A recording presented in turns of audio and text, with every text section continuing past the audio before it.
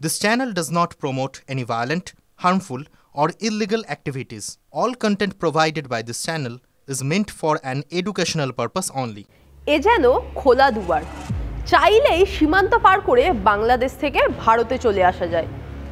অনুপ্রবেশ মাথা ব্যথা অনেক দিনের, তবে এসআইআর প্রক্রিয়া শুরু হওয়ার পরই ছবিটা হঠাৎ করেই যেন বদলে গেল। এখন আবার হিড়িক পড়েছে। এবার হিড়িক ভারত থেকে বাংলাদেশে ফিরে যাওয়ার, আর তার মাঝেই হয়ে গেল বিরাট বড় ঘোষণা। তৈরি হবে ডিটেনশন সেন্টার। প্রত্যেকটা জেলায় জেলায় এই ডিটেনশন সেন্টার তৈরি করা হবে, আর সেখানে ধরে ধরে ভরা হবে এই অনুপ্রবেশকারীদের। তারপর নথিপত্র যাচাই করে তাদের ফেরত পাঠিয়ে দেওয়া হবে নিজেদের দেশে। না, পশ্চিমবঙ্গে নয়, এই ডিটেনশন ক্যাম্প তৈরির ঘোষণা করেছেন উত্তরপ্রদেশের মুখ্যমন্ত্রী যোগী আদিত্যনাথ। উত্তরপ্রদেশে ডিটেনশন ক্যাম্প তৈরি হবেই। বাংলাতেও কি দরকার ডিটেনশন সেন্টারের? যোগী সরকারের এই সিদ্ধান্তে পশ্চিমবঙ্গেই বা কী প্রভাব পড়বে বলুন তো? আজ সেই বিষয় নিয়েই আলোচনা হবে। দ্য ব্রিফিং রুমে আপনাদের সঙ্গে রয়েছি আমি ইপসা। বরাবরই দাবাং স্টাইলের জন্য পরিচিত উত্তরপ্রদেশের মুখ্যমন্ত্রী যোগী আদিত্যনাথ। দুষ্কৃতীদের এনকাউন্টার থেকে শুরু করে বুলডোজার অ্যাকশন, বিতর্ক তাকে নিয়ে কম নয়। তবে যা বলেছেন তাই কিন্তু করেছেন যোগী। এবার তিনি সুর চড়িয়েছেন অনুপ্রবেশের বিরুদ্ধে। পশ্চিমবঙ্গের মতো উত্তরপ্রদেশেও এসআইআর চলছে, আর এই এসআইআরে অবৈধ বা নকল ভোটারদের নাম বাদ দেওয়া হবে। তবে শুধু নাম বাদ দিয়েই কিন্তু ক্ষান্ত হচ্ছেন না যোগী আদিত্যনাথ। পণ নিয়েছেন রাজ্য থেকে অনুপ্রবেশকারীদের তাড়াবেন। জাতীয় নিরাপত্তা ও রাজ্যের সম্প্রীতি বজায় রাখতেই তিনি এই সিদ্ধান্ত নিয়েছেন। ঠিক কি বলেছেন যোগী আদিত্যনাথ? উত্তরপ্রদেশের মুখ্যমন্ত্রীর সাফ কথা, কোনো ধরনের বেআইনি কাজ রাজ্যে বরদাস্ত করা হবে না। রাজ্যের সমস্ত জেলা শাসকদের তাই নির্দেশ দিয়েছেন দ্রুত যেন অনুপ্রবেশকারীদের চিহ্নিত করা হয়, আর তারপরে আইনানুগ ব্যবস্থা করা হবে। প্রতিটি জেলায় তৈরি করা হবে অস্থায়ী ডিটেনশন সেন্টার। এখানে ঠাঁই হবে অবৈধভাবে দেশে প্রবেশ করা অনুপ্রবেশকারীদের। মুখ্যমন্ত্রী যোগী আদিত্যনাথ জানিয়েছেন, অনুপ্রবেশকারীদের প্রথমে ডিটেনশন সেন্টারে রাখা হবে। তথ্য যাচাইয়ের পর আইন অনুযায়ী তাদের নিজেদের দেশে ফেরত পাঠিয়ে দেওয়া হবে। উত্তরপ্রদেশের জেলা শাসকরাও জানিয়েছেন, রাজ্যে যদি কোনো অনুপ্রবেশকারী ধরা পড়ে তাহলে তাদের প্রথমে ডিটেনশন সেন্টারে পাঠানো হবে। যতদিন পর্যন্ত ভেরিফিকেশন হচ্ছে না ততদিন কিন্তু তাদের ওই ডিটেনশন সেন্টারেই থাকতে হবে। উত্তরপ্রদেশে ডবল ইঞ্জিনের সরকার। কেন্দ্রে যে সুর শোনা গিয়েছিল অমিত শাহের মুখে, তাই এবার শোনা গেল উত্তরপ্রদেশের মুখ্যমন্ত্রী যোগী আদিত্যনাথের মুখেও। গত অক্টোবর মাসেই অমিত শাহ বলেছিলেন, ভারতকে ধর্মশালা হতে দেওয়া যাবে না। আজ হোক বা কাল অনুপ্রবেশকারীদের তাদের নিজের দেশে ফিরে যেতেই হবে। অনুপ্রবেশকারীদের থেকে দেশকে মুক্ত করতে তিনি 3টে ডি এর দাওয়াই দিয়েছিলেন। কি এই 3টে ডি?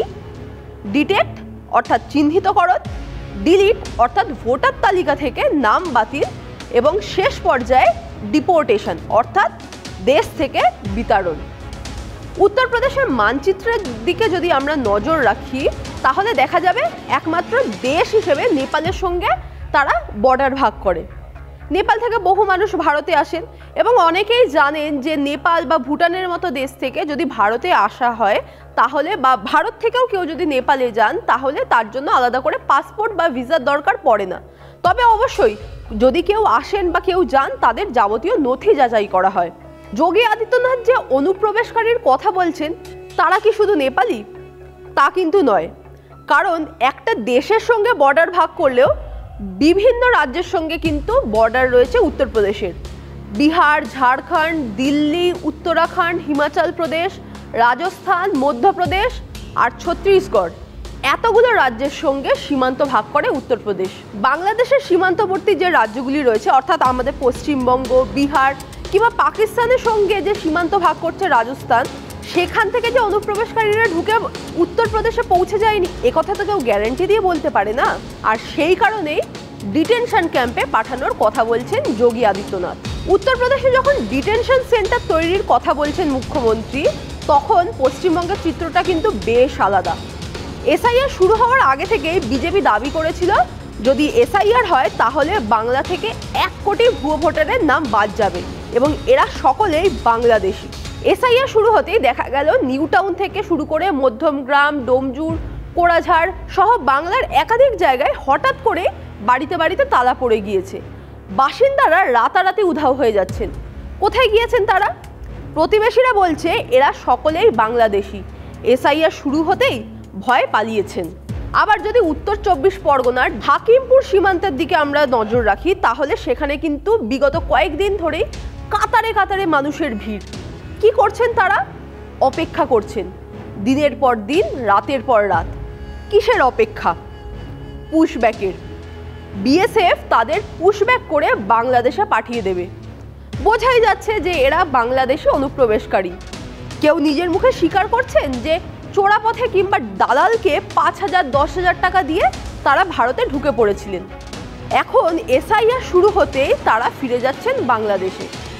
এখানে তারা কিন্তু টাকা দিয়ে আধার কার্ড, ভোটার কার্ড সমস্ত কিছুই তৈরি করে নিয়েছিলেন। এবার ওপার বাংলায় গিয়ে কি করবেন তা জানেন না কেউ। হাকিমপুর এখন কার্যত অনুপ্রবেশকারীদের হোল্ডিং সেন্টার। এখনো পর্যন্ত যা জানা যাচ্ছে প্রায় 2000-এরও বেশি মানুষকে পুশব্যাক করা হয়েছে। এখনো অপেক্ষায় রয়েছেন শয়ে শয়ে বা বলা ভালো হাজার হাজার মানুষ। মানে দালাল কত টাকা নিয়েছিল? কত টাকা? কত করে 2,500 নিয়েছে। ওই দালালের মাধ্যমে কত টাকা করে নিয়েছিল? 5,500 টাকা। এসছি, ওখানে আয় রোজগার ছিল না। আর ওই আমার মানে আমার ওয়াইফটা একটু অসুস্থ, মানে একটু পেটের একটা অপারেশন করার জন্য। হ্যাঁ, পেটের টানেই তো এসছি, পেটের টানেই তো এসছি। চিকিৎসার জন্য এসেছি। কত বছর ছিল? এই ধরো 22 সালে এসেছি। আর এই কয় বছর। বাংলাদেশে অনুপ্রবেশকারীদের বাংলাদেশেই ফিরে যাওয়ার হিড়িক নিয়ে তৃণমূল আর বিজেপির মধ্যে তরজা তো চলছেই। তবে যোগী আদিত্যনাথের সিদ্ধান্ত একটা কিন্তু প্রশ্ন তুলেই দিচ্ছে, বাংলাতেও কি তাহলে ডিটেনশন সেন্টারের প্রয়োজন রয়েছে? তাছাড়া উত্তরপ্রদেশে যখন ডিটেনশন সেন্টার তৈরির ঘোষণা হয়েছে, সেখানে সেই খবর পেয়ে অনুপ্রবেশকারীরা বাংলায় যদি ঢুকে পড়ে তাহলে তার দায় কে নেবে? শুভেন্দুদের হাতে অন্যতম হাতিয়ার হতে চলেছে কিন্তু এই উত্তরপ্রদেশের সিদ্ধান্ত। যোগী মডেল বা ইউপি মডেলের কথা অনেক সময় শুভেন্দু অধিকারী থেকে শুরু করে বিভিন্ন বিজেপি নেতাদের মুখে শোনা যায়। উত্তরপ্রদেশ থেকে অনুপ্রবেশকারীদের পাত্তারি গুটিয়ে পালানোর আগেই এই সিদ্ধান্ত। আর সেখানে বাংলায় তো জল করছে অনুপ্রবেশকারী কারা। বঙ্গ বিজেপিও এবার ডিটেনশন ক্যাম্পের দাবি করতেই পারে। ক্ষমতায় এলে অনুপ্রবেশকারী মুক্ত যে বাংলা গড়ার প্রতিশ্রুতি দিচ্ছেন তারা, সেখানেও কিন্তু অন্যতম হাতিয়ার হতে পারে এই ডিটেনশন ক্যাম্প। আবার বাংলাদেশে পুশব্যাক করতে গিয়ে দিল্লি, গুজরাট কিংবা মধ্যপ্রদেশ থেকে একাধিক বাংলাভাষী পরিযায়ী শ্রমিককে বাংলাদেশে পাঠিয়ে দেওয়ার ঘটনাও কিন্তু ঘটেছে। এমনকি বিষয়টা আদালত পর্যন্ত গড়িয়েছিল।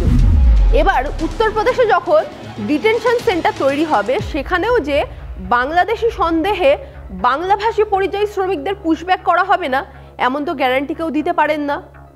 তখন কিন্তু আবার তৃণমূলের হাতে অন্যতম হাতিয়ার হবে এই ডিটেনশন সেন্টারই। তারা বলতেই পারে যে বাংলাভাষী শ্রমিকদের টার্গেট করা হচ্ছে। এবার শেষ পর্যন্ত উত্তরপ্রদেশে ডিটেনশন সেন্টার তৈরি হয় কিনা কিংবা এর প্রভাব বাংলায় কতটা কি পড়ে তা জানা যাবে আর কিছুদিনের মধ্যেই। কারণ যোগী আদিত্যনাথ কিন্তু বলেছেন দ্রুত এই ডিটেনশন সেন্টার তৈরি করতে হবে। আসামে এর আগে আমরা এনআরসির সময় ডিটেনশন সেন্টারের ছবি দেখেছি, সেখানে কিভাবে মানুষ ছিলেন তাও কিন্তু আমাদের চোখের সামনে এখনো স্পষ্ট। এবার উত্তরপ্রদেশে কি ঘটে এবং তার প্রভাব বাংলাতে কতটা কি পড়ে তার দিকে নজর থাকবে আমাদের, আর আমরা জানাবো আপনাদের। এই ধরনের আরও প্রতিবেদন দেখতে চোখ রাখুন TV9 বাংলা ডিজিটালে।